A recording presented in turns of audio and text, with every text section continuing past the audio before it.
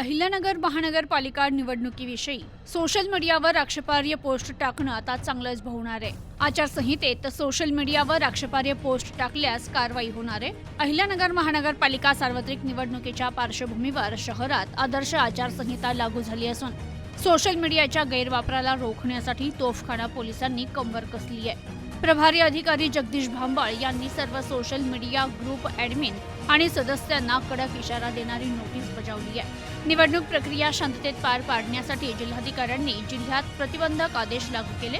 कोणत्याही उमेदवाराची वैयक्तिक बदनामी करणे, फोटोंशी छेडछाड अर्थात मॉर्फिंग करून ते प्रसारित करणे किंवा जातीय द्वेष पसरवणारे संदेश पाठवणे हा आता गंभीर गुन्हा ठरणार आहे। विशेषतः व्हॉट्सअप ग्रुपवर चुकीचा मजकूर आल्यास केवळ पाठवणाराच नव्हे तर ग्रुप ॲडमिनलाही कायद्याच्या कचट्यात धरलं जाईल। राष्ट्रीय एकात्मतेला बाधा आणणारे स्टेटस ठेवल्यास थेट न्यायालयीन कारवाईचा इशारा पोलिसांनी दिला।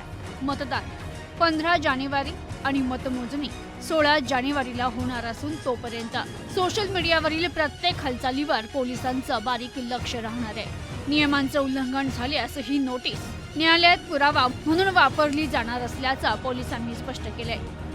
प्रतिनिधी शफी सय्यद, न्यूज टुडे 24, अहिल्यानगर।